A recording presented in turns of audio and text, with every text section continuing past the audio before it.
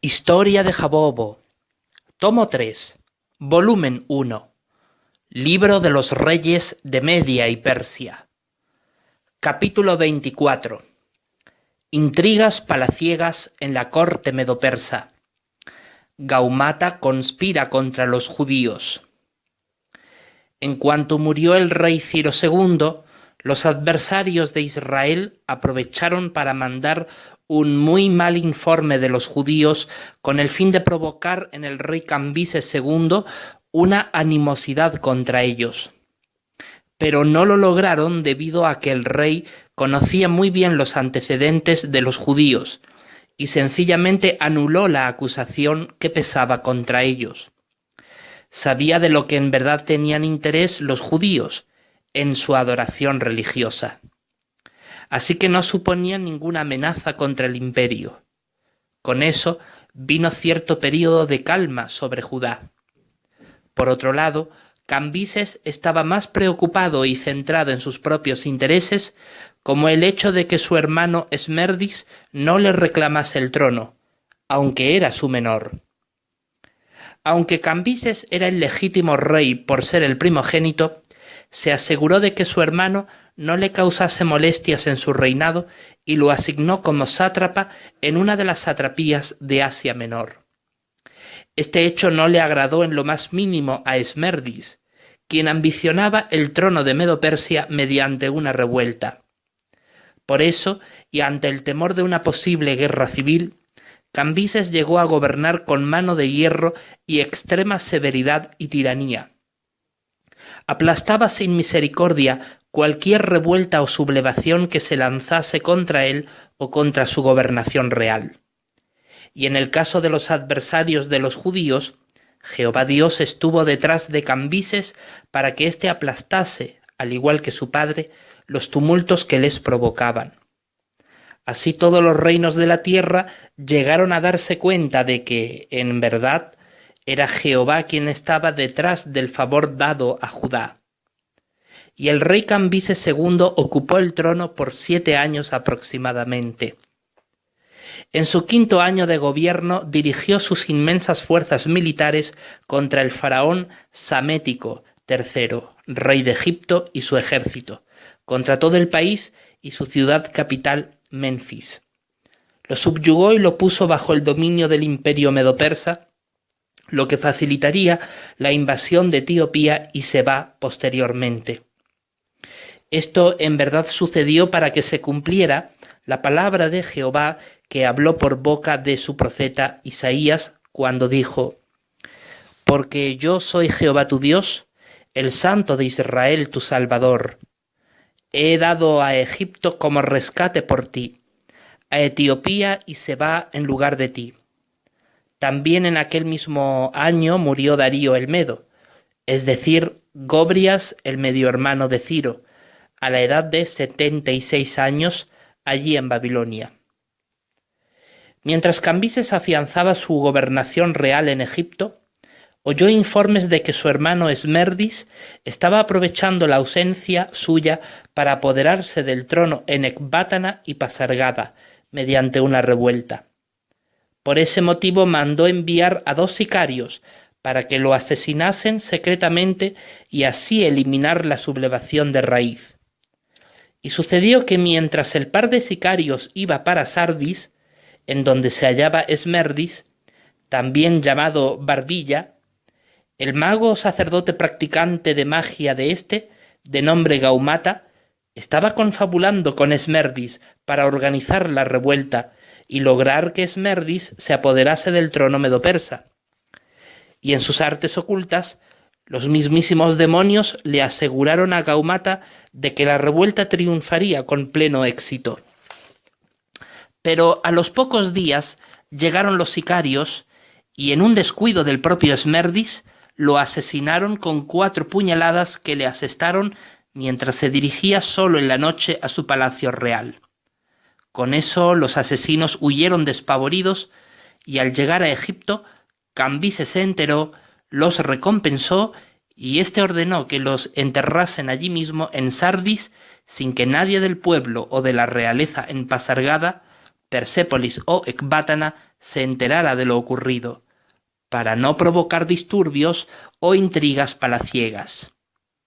Sin embargo, Gaumata observó que Esmerdis murió sin tener puesta su prenda de vestir oficial, y cuando logró hallarla entre los objetos personales y prendas de vestir de Esmerdis en sus aposentos, se la llevó secretamente consigo.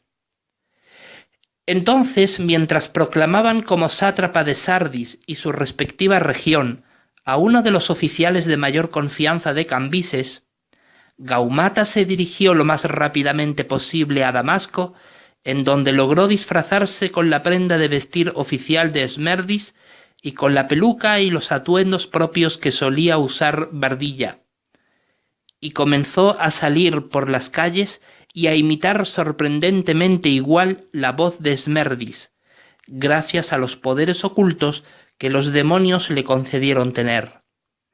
Y comenzó a vociferar que unos delincuentes lo habían asaltado cuando venía de camino desde Sardis para ir hasta Ecbátana, y que lo había perdido todo, incluso a sus propios servidores y esclavos, también a sus soldados que lo custodiaban.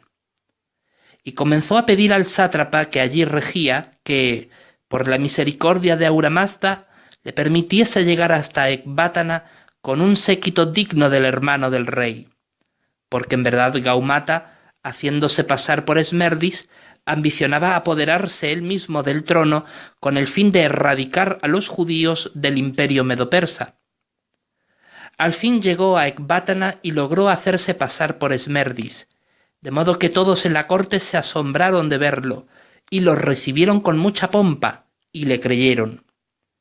Entonces Cambises murió inesperadamente en Egipto, porque lo envenenaron algunos infiltrados en su palacio seguidores de Gaumata, con lo que éste aprovechó para ser coronado rey de Medo-Persia, y así lo logró.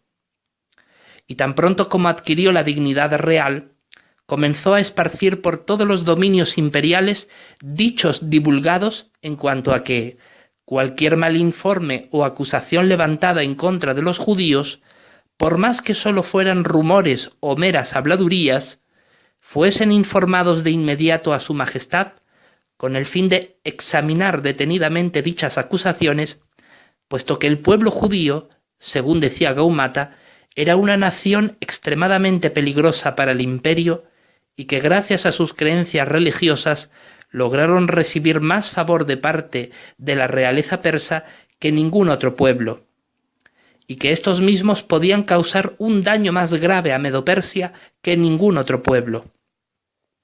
Y esto fue suficiente para que los adversarios de Israel, que moraban en sus proximidades, comenzaran a reunirse en consejo para idear el mejor método de exterminio de los judíos.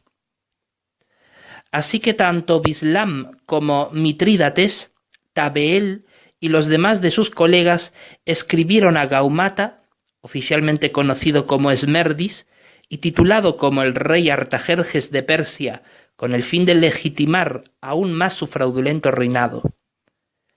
La escritura de la carta fue escrita en caracteres arameos y traducida al lenguaje arameo, y así llegó a Pasargada.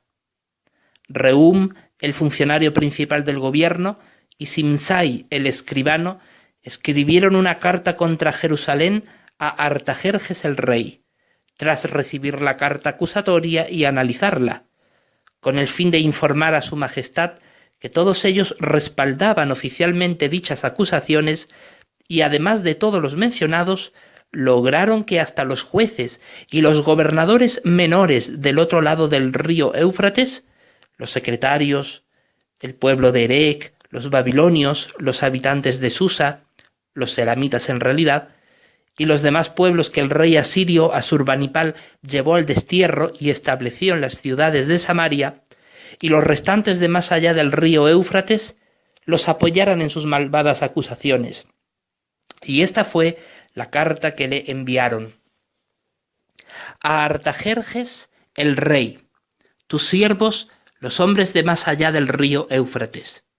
Y ahora sepa el rey que los judíos que subieron de ti acá a nosotros han venido a Jerusalén.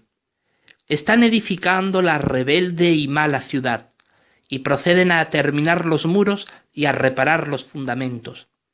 Ahora sepa el rey que, si esta ciudad se reedificara y sus muros se terminaran, ni impuesto, ni tributo, ni peaje darán, y ello causará pérdida a las tesorerías de los reyes. Ahora bien, puesto que nosotros en realidad comemos la sal, o sea, recibían sustento económico, del palacio, y no es correcto que estemos viendo que se desnude al rey, por esta razón hemos enviado y lo hemos hecho saber al rey, para que haya una investigación del libro de los registros de tus antecesores. Entonces hallarás en el libro de los registros y aprenderás que esa ciudad es una ciudad rebelde y que causa pérdida a los reyes y a los distritos jurisdiccionales. Y dentro de ella hubo fomentadores de revueltas desde los días de la antigüedad. Por esta razón, esa ciudad ha sido asolada. Hacemos saber al rey que, si esa ciudad se reedificara y sus muros se terminaran, entonces tú ciertamente no tendrás participación más allá del río Éufrates. Y en cuanto Gaumata la recibió y se leyó delante de él la misiva, envió palabra a Reún, el funcionario principal del gobierno, y a Simsai el escribano, y a los restantes de sus colegas que moraban en Samaria y a los restantes de más allá del río Éufrates. Saludos. Y ahora el documento oficial que ustedes nos han enviado se ha leído claramente delante de mí, de modo que por mí se ha emitido una orden y se ha investigado y hallado que esa ciudad desde los días de la antigüedad ha sido una que se levanta contra reyes y una en que se han promovido rebelión y revuelta. Y resultó haber reyes fuertes sobre Jerusalén y que lo gobernaban todo más allá del río Éufrates y se les daba impuesto, tributo y peaje. Ahora emitan una orden para que cesen estos hombres físicamente capacitados, para que esa ciudad no sea reedificada sino hasta que yo emita la orden. De modo que tengan cuidado de que no haya negligencia en cuanto a actuar en este asunto, para que no aumente el daño en perjuicio de los reyes. Ahora bien, después que la copia del documento oficial de Artajerjes el rey se hubo leído delante de Reum y Simsai el escribano y sus colegas, ellos fueron apresuradamente a Jerusalén, a los judíos, y los hicieron cesar por la fuerza de armas. Fue entonces cuando cesó la obra en la casa de Dios, que estaba situada en Jerusalén, y continuó detenida hasta el 2º año del reinado de Darío, el rey de Persia. Cuando Gaumata vio que las falsas acusaciones lograron detener la obra en la casa de Dios allí en Jerusalén para reedificarla, se regocijó sobremanera, e inmediatamente se resolvió en organizar a los inmensos ejércitos medopersas de todas partes del imperio para concentrar las fuerzas militares en masacrar y destruir a los judíos que moraban en Palestina. Esto provocó la lógica retirada de gran parte de las tropas medas y persas de las diferentes satrapías y distritos jurisdiccionales de lo largo y ancho del imperio, por lo que a su vez propició el ambiente necesario para que se originasen diversas revueltas y sublevaciones, en especial Egipto, de donde salió la mayor contingencia militar hacia Israel. Medopersia comenzó a tambalearse, pero Jehová, en su inmenso amor por su pueblo Israel, se resolvió en eliminar a Gaumata por atreverse a atacar a su pueblo con el fin de eliminarlo de sobre el suelo de la tierra seca. Los egipcios rápidamente lograron librarse del yugo medo-persa al salir los ejércitos militares de su territorio, aunque demoraron 1 año en lograrlo. Cuando Gaumata llevaba 7 meses reinando, fue cuando ya logró reunir a los ejércitos militares en Babilonia para ejecutar sus perversos planes. Pero ya para entonces todos en la corte se dieron cuenta, aunque demasiado tarde, de que era un impostor que gracias a sus artes ocultas logró hacerse con el trono pasándose por Esmerdis tras la muerte de Cambises II. Ahora bien, Darío, el hijo de Histaspes, era gobernador y sátrapa de Partos desde los tiempos del reinado de Ciro II. En aquel momento contaba con 28 años de edad. Descubrió el fraude total de Gaumata y de que él estuvo tras el asesinato de Cambises II por venganza, puesto que éste ordenó el asesinato de su hermano Esmerdis. Entonces se resolvió en acabar con la vida de Gaumata allí en Ecbátana y hacerse con el trono, por ser él el único heredero legítimo de sangre real que quedaba en toda la corte. Al hacer esto vengaría la muerte de su primo lejano Cambises II y restauraría la paz y el orden en todo el imperio. Así que Darío viajó secretamente a Ecbátana, en donde logró recibir el apoyo incondicional de 6 viejos amigos de su infancia, quienes fueron sus colegas de educación cortesana y miembros de la corte, con el fin de asesinar discretamente a Gaumata, quien además de haber sido sacerdote practicante de magia, era el hermano de un gobernador del distrito jurisdiccional de Oropastes, y por eso tenían apoyadores en la corte real, por lo que era necesario mostrar suma discreción en el complot. Darío logró, en compañía de sus apoyadores, ingresar sigilosamente durante una noche en la fortaleza de Sicayahuautish, cerca de Ecbátana, en donde logró asesinar a Gaumata, donde él mismo moraba como rey. A los pocos días de esto, se esparció rápidamente la noticia de la muerte de Gaumata, lo que provocó que algunos de sus antiguos apoyadores se movilizaran para colocar en el trono a su propio hermano, el de Gaumata, Anidintu Bel, el gobernador de Oropastes, y lo coronaron en Pasargada, puesto que estos disidentes sabían bien que Darío se hallaba en Ecbátana tratando de movilizar a toda la corte y el gobierno persa y medo de que él debía con todo derecho y justicia ocupar el trono, dado que Artajerjes era solo un impostor que, haciéndose pasar por Esmerdis, no era más que un sacerdote ambicioso, hermano de Nidintu Bel, el gobernador de Oropastes. Como ya estaba muerto, él debía ocupar sin demora el trono. Todos en la corte sabían perfectamente que Darío era el único heredero legítimo del trono, por ser descendiente de Aquemenes, el rey de Persia, y compartir la sangre real que tenía el honorable rey Ciro II. Además, todos allí le apoyaron incondicionalmente. Pero ya antes de que pudiese organizar la ceremonia de su coronación, se enteró de la coronación de Nidintu Bel y no tuvo más remedio que movilizar a los ejércitos medo-persas que se hallaban a la sazón esperando en Babilonia, con el fin supuesto de atacar a Jerusalén para dirigirse de inmediato a Pasargada y aplastar la rebelión y traición de Nidintu Bel. Tras 2 meses de ocupar el trono, el traidor, Darío llegó hasta allí y lo ejecutó junto a todos sus apoyadores.